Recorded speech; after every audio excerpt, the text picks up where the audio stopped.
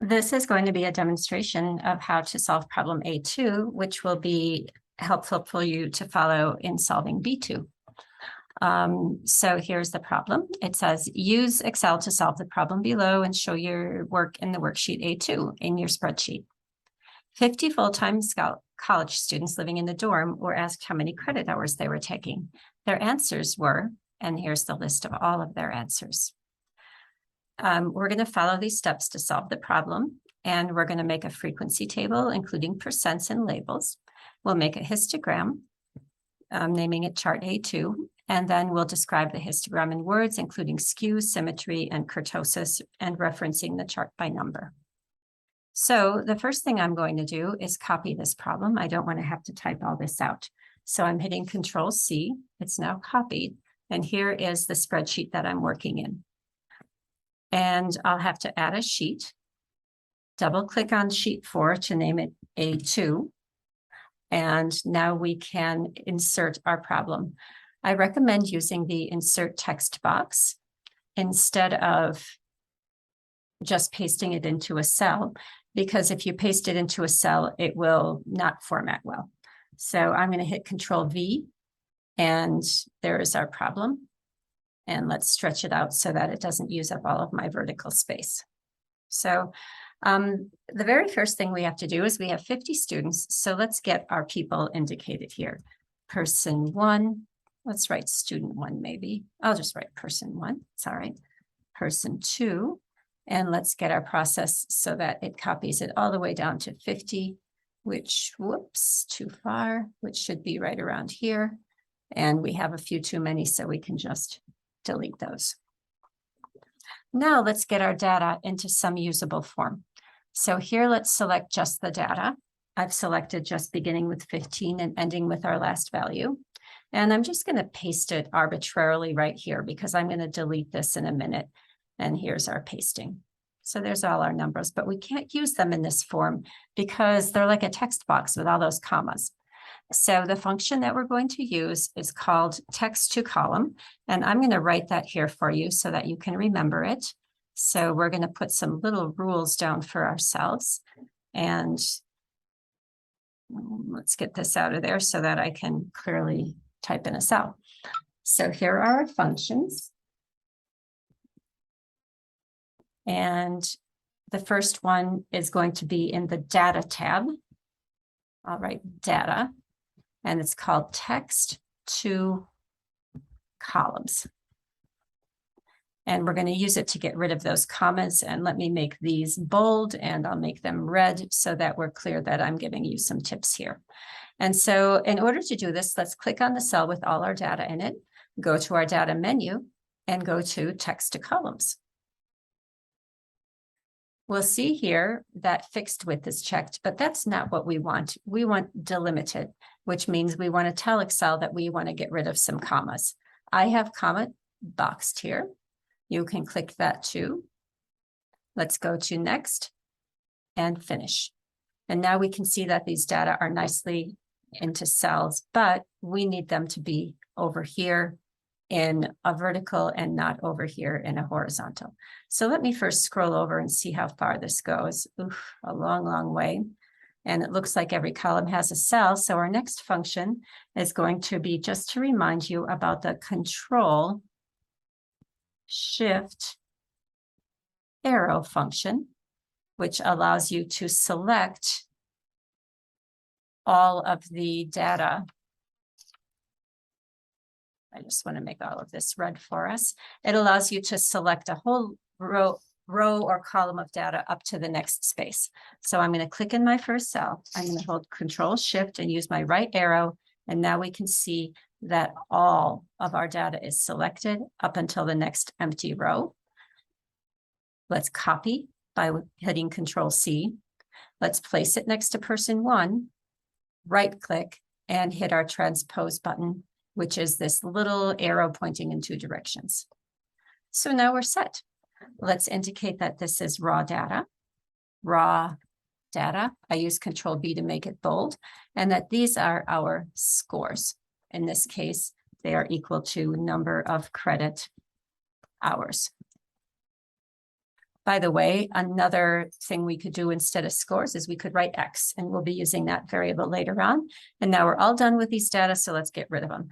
I'll hit Control-Shift-Arrow to select all of them, and I'll hit delete. Now they're gone. Now we have our raw data looking much more manageable for us. So now let's go on and decide on our frequency table. Let's check if we need to have a complex or a grouped frequency table by finding out our minimum and maximum values. Our minimum and our maximum values. We can use a formula for this. Let's type our equal sign and let's write min and an opening parenthesis. And if we click on the top cell, we hit Control-Shift down arrow, it'll select all of them up to person 50 and hit enter. Here's our formula that we used. That's what you should have. And it should be selecting all of those cells, and it should tell you that the lowest number is 12. Let's hit equals max. And let's select that same range by clicking in the top cell, Control-Shift down arrow, enter.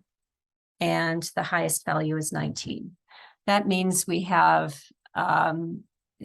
19 minus 12. We have 7, 8 possible values. And I think I'm going to leave it as a simple frequency table, and you can do the same. So let's start our frequency table. I'll give it a heading here so it's easy for the instructor to read. So here's our frequency table, and let's write our values. We have 12. We have to go through all of them. 13, 14, 15, 16, 17, 18, 19, and that's it. You probably realize that we could also have done it like this, 12, 13, and allow this function to do it for us. Either way. Okay, now we need to get our numbers, and oh my gosh, I don't want to count all of these. We could sort them out and count them, but let's see if we can do it using a formula. So let's type our frequencies here. Whoops, hang on a second. I'm going to need to move this down because I have a heading, but I don't have rows for my column heads. I'm going to do this by selecting everything I want to move. I'm going to right click and select cut. Now I can move this all down a row. I'm going to hit in the row I really want this to begin, and I'm going to hit Control V for paste. Now I can write up here values, and in our next column header, I can write frequencies and percent. So what that P is doing there. There we go. So now let's use a formula here. The formula that we're going to use is called count if. And the formula looks like this. I'm going to invite you to use this function key to look for this because it'll be helpful to you. It's coming up first on mine, but it probably won't on yours. So type count if in, and then you'll see it appear, and click on that so that it's highlighted, and then hit OK. It'll tell you just what to do. It's asking you, what range do you want to work with? Well, we want to count all the values of 12 that are in this range. So click in your top cell, hit Control-Shift down arrow, and just leave it, and click in the criteria cell. What do we want it to count? Well, the first value we want it to count is, you can see 12. So let's just put 12 and hit OK.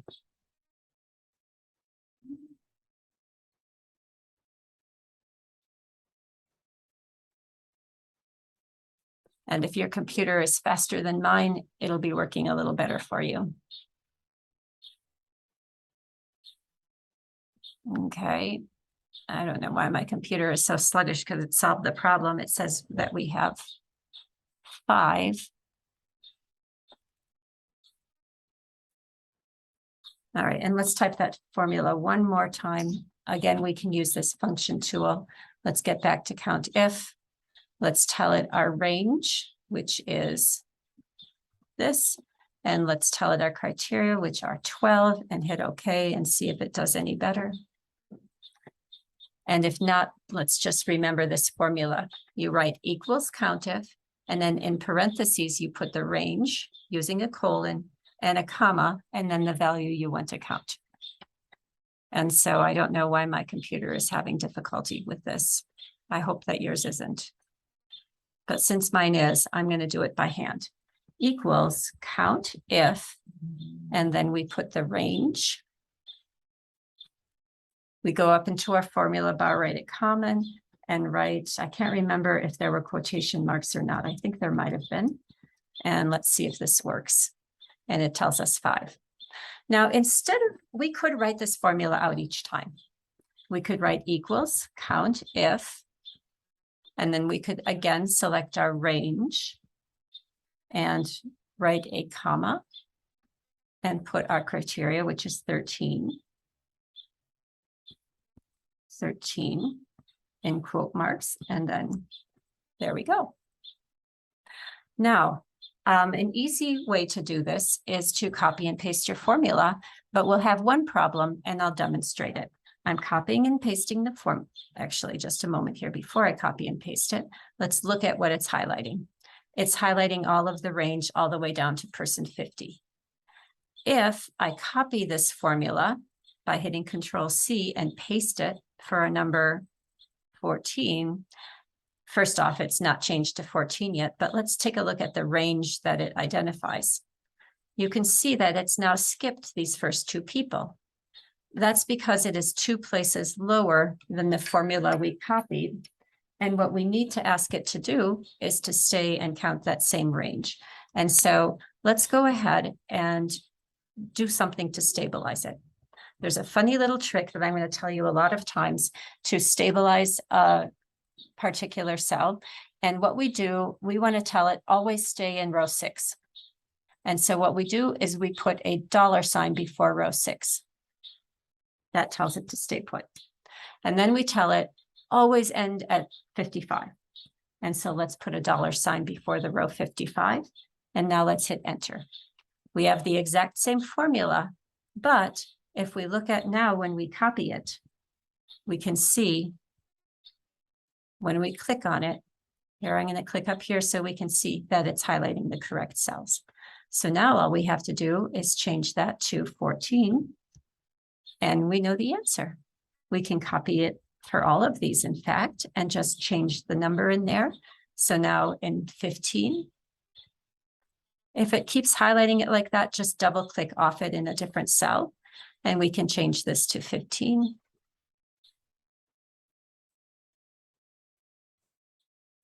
And we can change this to 16. And we can change this to 17. We can change this to 18. And we can change this to 19. All right. So let's take a look at what we have. We can calculate out our percents. Remember, percents is the same as frequency divided by total. And so let's go ahead and get that in. We need to get a total. It should be 50, but let's check it by writing a formula here. In fact, let's just write the word total so we know what we're doing. Total. And now let's type a formula. Equals, let's type sum, and an opening parenthesis. We want it to sum up all of these frequencies, and we have 50, so we're correct. Now let's calculate the percents. Equals frequency divided by total. And it's 0.1. I want this to look like a percent, so I think I'm going to go to right-click on that cell and go to Format Cells and click on Percentage. Let's get rid of the decimal places. I don't want those right now. And so we see that that's 10%. Now, again, we could copy and paste this formula all the way down, but we have to do one thing first. We have to tell it we always want it to divide by this cell in row 19. So let's click on this and let's just add that $ in there. That's going to tell it stay in row 19 and hit enter. Same thing appears. Now let's copy and paste it all the way down.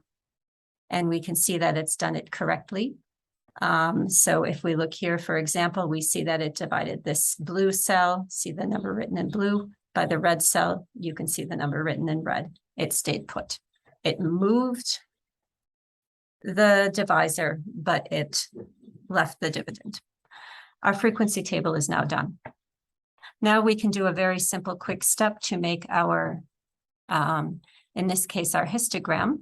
And I recommend you do it the way I'm showing you, although there are other ways. I recommend you use this insert column or bar chart. And it's what it's done is a thing that I find annoying. So, oh, I forgot that it was going to do this for us. So let's see here. We need to get rid of this second series. And so I think that we can do that by unchecking series. Let me see. Unchecking series 1. And now it's just showing us. Are we seeing the frequencies? Yes. And now it's showing us what we need to see. Another thing that we could do is, I'm going to show you a different way to do this as well. We have to change these to text values, and we could do this by writing credits after each one. And then it would recognize these as text values. What I would usually do in this circumstance is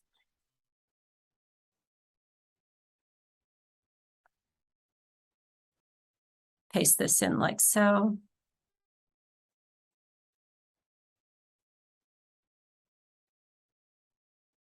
I see the typo there. I'll get that in a second.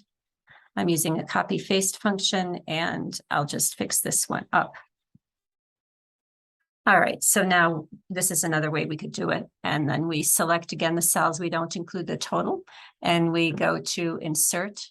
We click on the bar chart one, the very first one, and now it should be fixed. The only problem is this.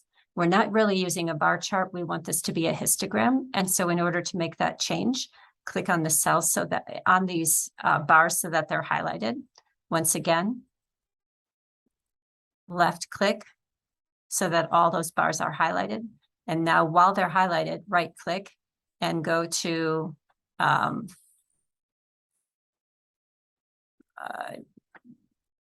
let's see if this is it. Oh, this is it, format data series. And we want to get rid of the gap between the bars. So take this gap width and pull it down to 0. And now we have a histogram. The only other thing we need to do is we need to name it. So let's go chart 1. And let's name it number of credits, number of students actually is what we're counting. Number of students taking different credit loads.